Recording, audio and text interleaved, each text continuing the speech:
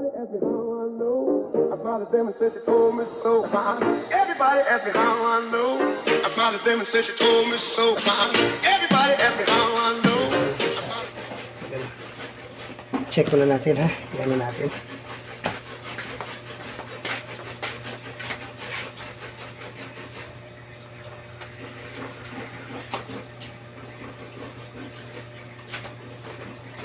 Kasi nga naman, kapag gusto mo na talaga ma-install, anyway, sacrifice ko na itong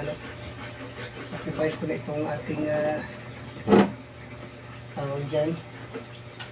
Ating ito kung ilusot pa, okay lang, pero kung hindi na, huwag na natin pilitin, baka masira. Anyway, marami naman akong zip. Okay. Yan, palilang ko na. Gusto ko siyang ilagay talaga pag ganyan. So, para diretso siya sa para ang drain niya talaga ay paano pa diretso sa net. So, unang ilalagay ko lang yata isa na lang. Although nagbutas tayo ng dalawa, isang butas, dalawang butas para kulitan pa rin. Kailangan. Ang daming lamok. Ayan. So, kailangan natin siya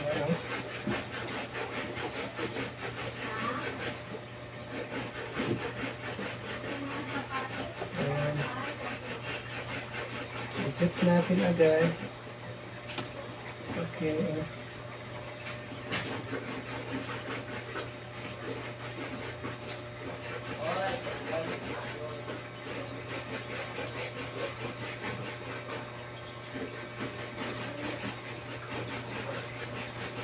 Okay.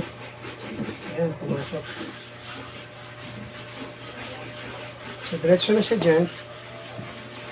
Ang gagawin natin ngayon, eto, nilagyan ko lang ng yung mga lumang yarn. Yung mga, lang, sapatos, liston. Actually, para makaano na rin, para makatipid. Tingnan natin kung gagana yung ating cork doon na nilagay sa likod. Yung parang lock niya. Sige, mag-fill na tayo ng water.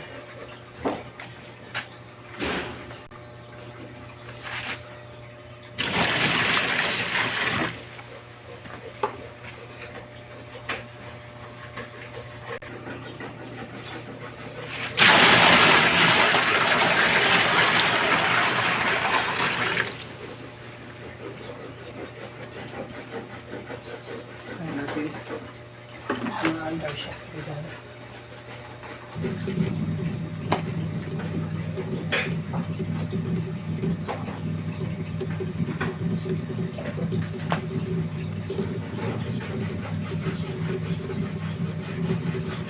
Hindi niya pa kaya. So, hindi niya pa kaya kasi nandito pa lang pinakauna. Dagdagan natin ng water. Alright guys, 2.5 bagyo. Yan.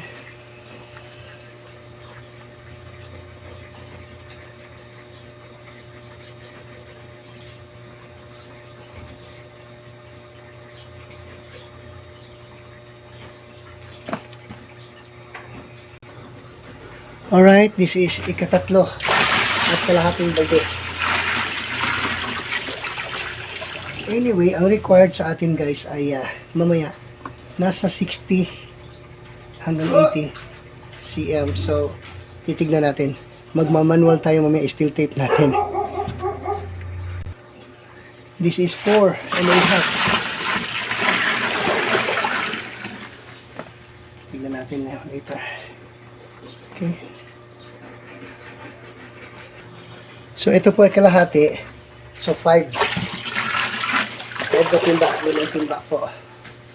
I-check ko muna sa ilalim kung hindi lumulusot ang water. Well sealed siya. Hindi po na yung cork na nailock natin doon. Try natin siyang paandarin kung sisip-sip na siya ng water.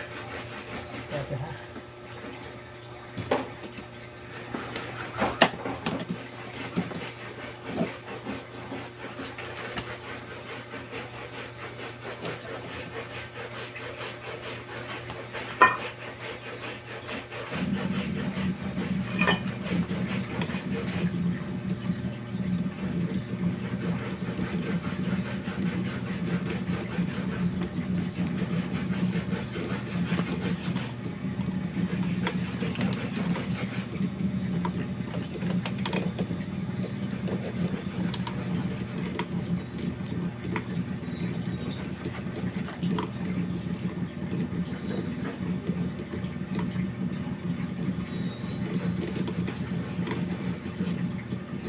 Ayaw.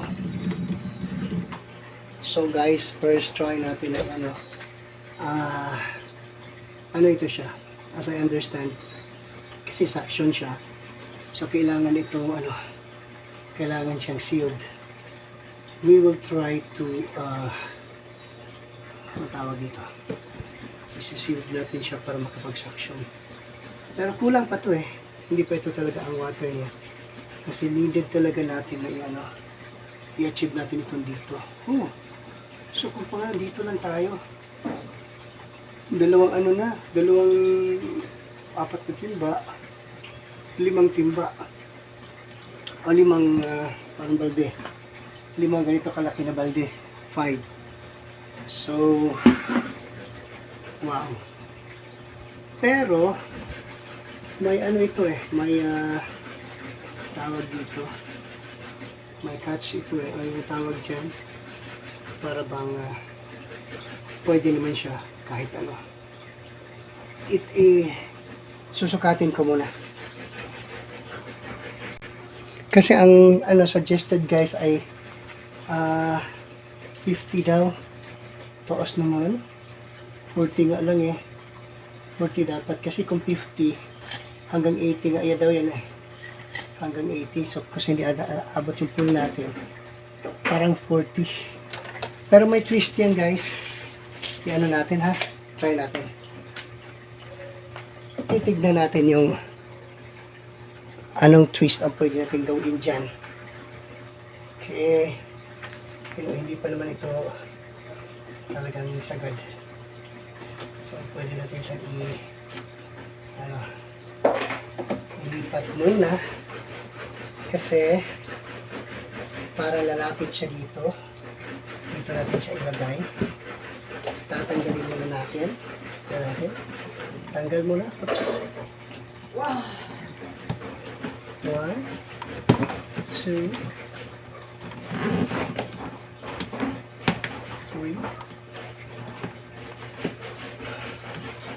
4. Galing. So, may nakita ako na nilagay nila ito sa ilalim. No? Pero, hindi aabot si ano eh. So, yung plano ko is ang plano ko is hanggang dito. Pero, hindi siya makapag-suction. So, hindi niya masiserve. So, gaganyan siguro.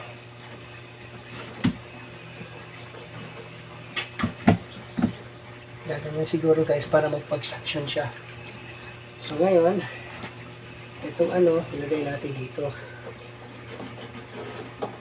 So, natin ha.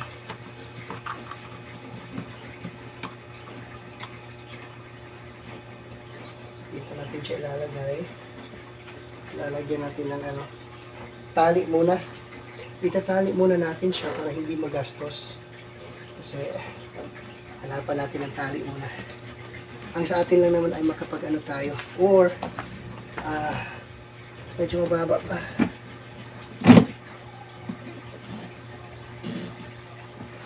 Kasi gusto kong makita guys yung ano.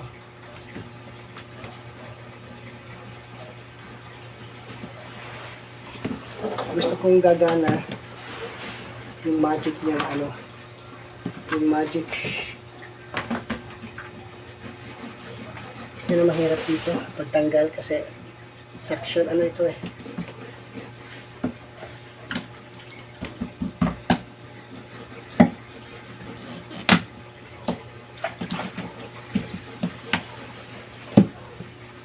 Kasi suction nga siya.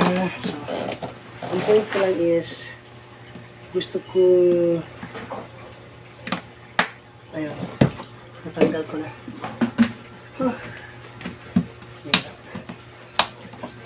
Kasi bago siya. Kaya yun. Sumasama. Anyway, magandang karanasan yan. Fortunately, isang ano ito, nasa ano, makinis na ano, nasa makinis siya. Gusto ko makita guys, or gusto kong dagdagan mamaya. Pag ganyan lang. So, dadagdag ako mamaya nalilitaw ang ano ko. Nalilitaw yung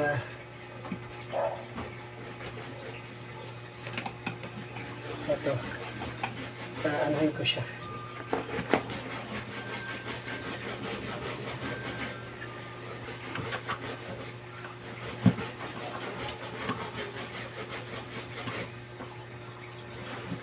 So nga. Saka ito. Temporarily, ganyan muna. Tignan natin kung gagana siya.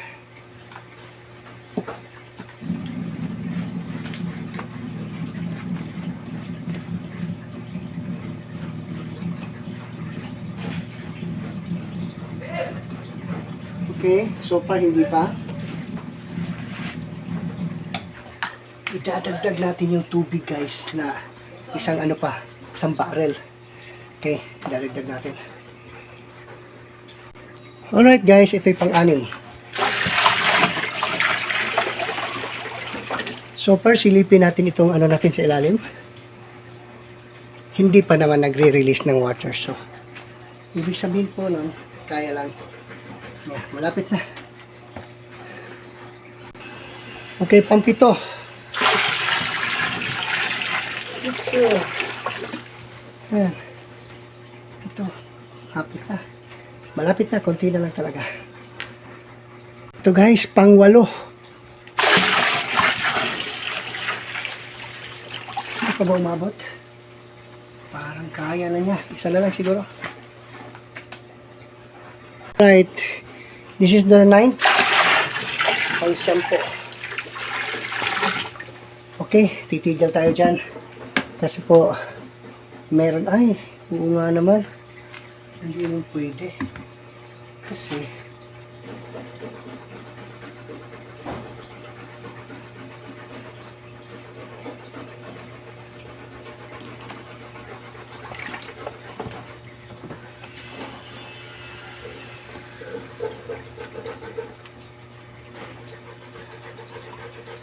yan, pwede na yan. Okay. Alright. 9 tayo. Pang 9 na balde yun, mga ano. So, eto naman dito ay hahanapan natin ng paraan. Kukuha tayo ng isa, tapos ano natin dito. Dito natin ilalak. Okay. Ano yung zip natin? Zip.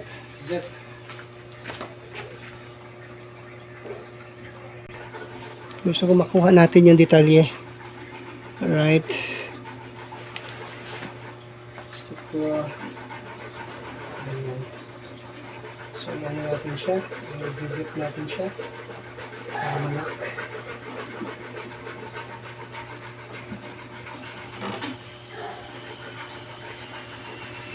Alright. Sige mga guys.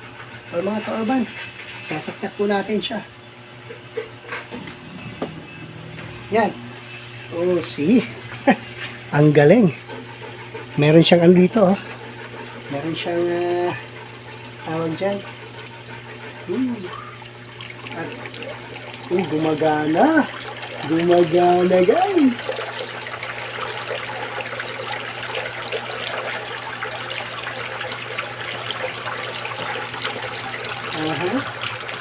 Tingnan natin kung alin ang hindi gagana dito. Tatapalan natin. Pabilisan mo yung tubig mo. Para hindi ka maabutan. Ayan. Hindi pa. Bilisan mo pa. Malamang may matatakpan dito. 1, 2, 4 na malalaking ano. 4 na malalaking ano dito.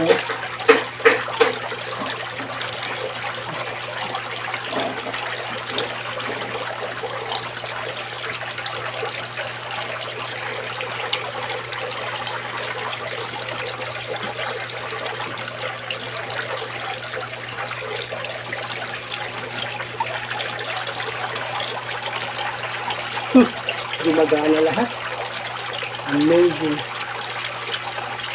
Pero, yun yung sinabi ko kanina mga ka-urban na ang factor po dito ay Ang factor ko dito ay tawag dito. Ang factor ko dito ay yung velocity na hinahakot niya, kaya ba? So, malamang na may tatakpan tayo dito. So, itakpan natin yung ilan. 1. Kasi pag malakas pa ito, tatama na yan eh. Right? Mas maganda dito eh. Ayan. 101% operational. Tinitignan natin yung ano doon, wala siyang ano, hindi siya tumatagas. Tapos, ay curious, mabot-tabunan. Tapos, ano siya. Okay. So, ito kasi mga ka-urban, kailangan talaga nakadikit. Anyway, matigas talaga, nakadikit talaga siya. So, kung tatabunan natin ang isa dyan, o may tatabunan tayo,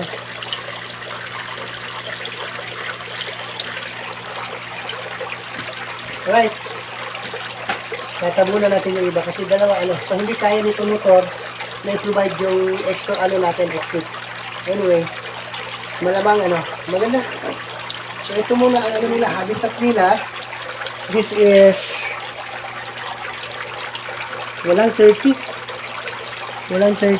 So walang isang 11 inches lang. But of course, kailangan natin dagdagan kasi dapat kasi paabuti natin dito. Anyway, dagdag ko ng water.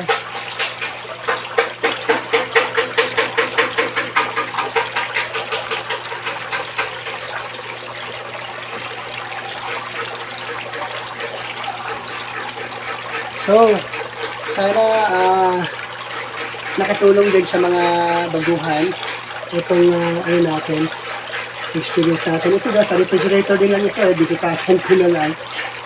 Yan guys, ang laking naitulong yan kasi nagbibigay ng oxygen yan sa ating mga isda.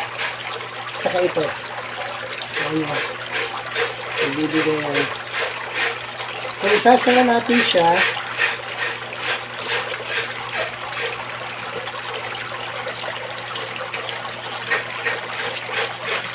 wala naman pala mangyari sa ating salisa ito. Ito yung nag-ano, kailangan nila sa food, sa hangin. So guys, please like, share, and subscribe Pinoy Rab YouTube channel.